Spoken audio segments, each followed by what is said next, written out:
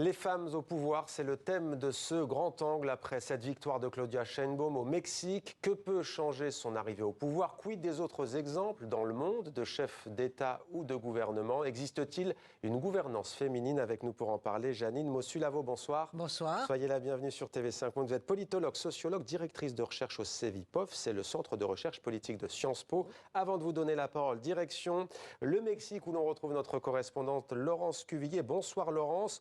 Vu de Paris, on ne va pas se le cacher, c'est plutôt surprenant. Comment expliquer la victoire d'une femme dans une présidentielle d'un pays réputé, disons-le, patriarcal ? Oui, alors le Mexique n'est pas un pays sans paradoxe. C'est un pays dans lequel effectivement 10 femmes sont assassinées chaque jour, mais c'est aussi un pays où en fait la parité politique est actée depuis déjà plusieurs années, depuis 2014.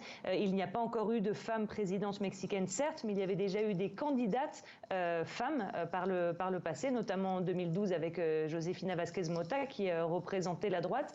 Donc effectivement, ça ne vient pas de nulle part. Il faut savoir aussi que Claudia Sheinbaum est l'ancienne maire de Mexico et la mairie de Mexico est un tremplin pour la présidence, un tremplin bien connu. Cela dit, il faut rappeler aussi que le Mexique est un pays immense et très diversifié culturellement et il faut rappeler que dans certaines zones autochtones, ce sont les us et coutumes qui régissent les autorités locales et dans certaines régions, jusqu'à encore il y a très peu de temps, jusqu'à l'année dernière en fait, les femmes n'avaient même pas le droit de vote pour l'élection des assemblées locales. Donc cette parité a mis forcément un petit peu de temps à se mettre en place, à s'acter et dans certaines régions, notamment autochtones, il y a eu beaucoup de résistance à cela. Et Laurence Cuvillier, merci beaucoup Laurence d'avoir été avec nous pour débuter ce grand angle. Janine Mossulavo, une femme présidente du Mexique, est-ce que ça vous surprend? Écoutez, non, parce que je trouve que les choses bougent énormément depuis quelques années. Et comme on vient de le rappeler, il y a 50% de femmes au Parlement. Donc ça ne part pas de rien, cette histoire. Et puis, je le rappelle aussi, Madame Claudia Sheinbaum était maire de Mexico, elle a une carrière politique, elle a vraiment, on ne l'a pas prise comme ça dans la société civile, comme on le fait parfois dans certains pays, en disant bon, il faut des femmes, alors on prend quelqu'un. Non, c'est une personnalité. Mexico, capitale fédérale, on le rappelle, voilà. Du Mexique tout de même. Qu'est-ce que ça change, une femme au pouvoir, selon vous, au Mexique, pour commencer? Alors, au Mexique, ça sera difficile de le dire parce qu'il faut voir ce qui va se passer et que c'est pas le pays que je connais le mieux. J'y suis allée, mais je n'ai pas travaillé sur le Mexique. Je vous pose la question parce que les féministes mexicaines ne s'emballent pas, contrairement peut-être à beaucoup de chancelleries et de citoyens et citoyennes du monde. Oui, elles ont raison? Non, je pense qu'il faut qu'elles prennent un peu patience parce que, Claudia Sheinbaum, c'est une femme de gauche, donc...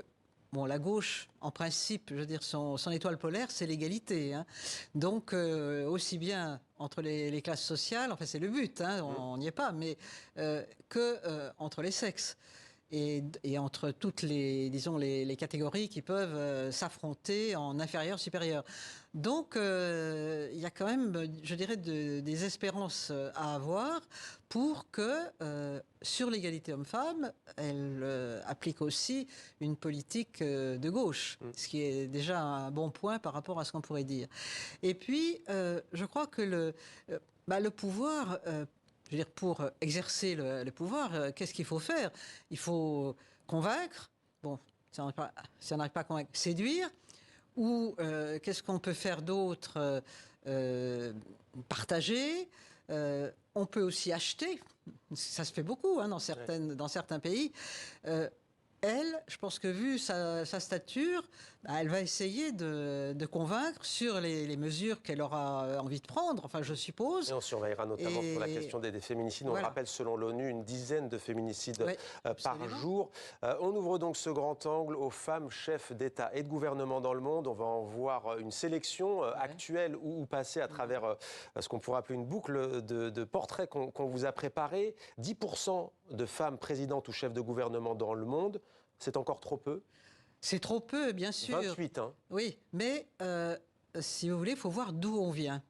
C'est-à-dire que si on prend simplement regarder le cas de la France, qui c'est pas une des plus mal loties, hein, la France, de ce point de vue-là, on a la parité, il y a une loi sur la parité, etc. Et des femmes qui ont été à différents postes, mais on en reparlera peut-être. Au niveau de l'exécutif, il y a 2 premières ministres. Il y a eu 2 premières ministres. Édith Cresson, quelques mois et un peu plus d'1 an, 1 an et 7 mois pour Elisabeth Borne. Mais je dirais que Édith Cresson, c'était la première et qu'elle a été quand même très mal reçue par la classe politique, notamment par les responsables politiques de son propre parti. Et alors c'est vrai que sa façon, je veux dire, directe, crue, diront certains, de s'exprimer, les jugements qu'elle a portés, ont été pas très très bien, disons, reçus. Mais il faut voir qu'elle a été maltraitée, je dirais, comme aucune autre femme ne l'a été à l'Assemblée nationale. Je ne sais pas si vous vous souvenez, si les téléspectateurs se souviennent, parce que ça remonte quand même à quelques années, hein, mais quand elle a fait son discours de politique générale, il y a un député socialiste qui s'est mis à dire très fort à son voisin, mais suffisamment fort pour que tout autour l'entende. « Ah, elle est bien roulée, est-ce que tu crois qu'elle a une culotte ?» Et la députée Denise Cacheux, qui était juste derrière lui, et qui a été absolument offusquée, elle a saisi comme ça, elle lui a dit « Et toi, t'as un slip ?» Mais voilà, lui, c'était sa réaction, c'était s'interroger sur le fait que cette première ministre, est-ce qu'elle était bien roulée, mais est-ce qu'elle avait une culotte? Alors comment Donc on voit quand même comment... On va voir, d'ailleurs, précisons que Halla Tomasdottir en Islande a été élue présidente également, pas plus tard qu'hier. Comment expliquer cette différence entre les pays, il suffit de regarder une carte, entre les pays du nord de l'Europe et ceux du sud de l'Europe? Comment l'expliquer? Alors, les pays du nord de l'Europe, et notamment, je veux dire, les pays les plus au nord, ceux qu'on appelle les pays nordiques, d'abord, pays baltes aussi. Voilà, ils ont eu le droit de vote bien avant nous, parce que nous, on l'a eu en 1944, et on l'a exercé pour la première fois en 1945. L'Italie aussi l'a eu dans ces eaux-là. Et ils ont une femme première ministre. Voilà. Et bon, donc, si vous voulez, on a un temps d'exercice et disons d'accoutumance de la classe politique à cette percée des femmes qui est plus court que les pays du Sud. Et puis du Nord. Et les pays du Nord, en plus, ont eu une tradition, je dirais, une vieille tradition qui est venue de la social-démocratie, d'égalité entre les hommes et les femmes, mais qui se voit, je veux dire, dans la vie quotidienne.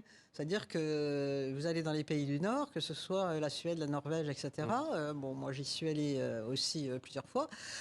Vous avez des tas de papas qui ont leur bébé sur l'épaule. Vous avez toute une série qui... En Norvège, puisque vous parlez des pays du Nord, une relation causale directe a été détectée entre la présence de femmes au sein des conseils municipaux et le nombre de mesures sociales, allocations, services, crèches. Ce sont des besoins éminemment quotidiens. Est-ce qu'on peut parler de politique féminine, de gouvernance féminine? On a aussi entendu dire, selon des observateurs, que la pandémie de Covid-19 a été mieux gérée et les mesures ont été plus efficaces lorsque des femmes les ont pilotées. Alors, ce qu'il faut bien dire, c'est qu'il n'y a pas un gène de la politique qui serait plus actif ou plus répandu chez les hommes. Plus de gauche ou plus de droite. Non, mais plus répandu ou plus actif chez les hommes que chez les femmes. Je pense que là, il n'y a aucune différence et on peut pas, sinon on peut pas essentialiser et dire les femmes sont comme ci, les hommes sont comme ça. C'est faux, c'est complètement faux. Les hommes et les femmes, en gros, c'est pareil. Mais et des femmes peuvent être autoritaires aussi, d'ailleurs. Bien sûr, certaines le sont d'ailleurs. Non seulement elles peuvent, mais elles le sont. Mais surtout, ce qui compte et ce qui fait la différence, c'est leur vécu quotidien. C'est-à-dire que un certain nombre de femmes sont en charge plus que les hommes de la maison, des enfants. Elles savent ce qu'est la charge mentale. Donc, et puis, quand ce n'est pas elles qui font le travail, elles ont la charge mentale parce que c'est elles qui organisent, qui prévoient qu'il faut aller chercher les enfants à telle heure à l'école, enfin tout ce qu'il faut faire pour ce genre de choses. Donc, elles ont une pratique, une expérience que n'ont pas forcément les hommes. Et donc, elles voient beaucoup mieux, parfois, que eux, quelles mesures il faudrait prendre pour que tout marche mieux et que les femmes, notamment, soient plus aidées par les pouvoirs publics, par les instances collectives, par l'école, par tout ce qui peut, disons, aider à fonctionner de façon égalitaire et à ne pas faire retomber sur les femmes des tâches qui peuvent être prises en charge, je dirais, par la collectivité. C'est parfois par la collectivité, mais surtout, je veux dire, l'expertise qu'elles ont, elle ne vient pas de leur gène, elle vient de l'obligation qu'elles ont et qu'elles ont eue pendant depuis la nuit des temps d'assumer la marche dans les réalités. Et la marche réelle des choses, c'est-à-dire d'être efficace. Merci beaucoup Janine Mossulavo. Je signale, et on peut la trouver, que vous avez récemment rédigé une note de recherche intitulée « Le vote du 9 juin sera-t-il genré ?» Après tant d'années depuis le droit de vote accordé aux femmes, y a-t-il encore un vote spécifique? On invite vraiment à lire cette note que vous avez rédigée. Merci beaucoup d'être venu. Et qui est sur le site du CEIPOF à Sciences Po. Donc, Sciences Po, voilà qui est dit. Voilà. Merci beaucoup d'être venu sur notre plateau.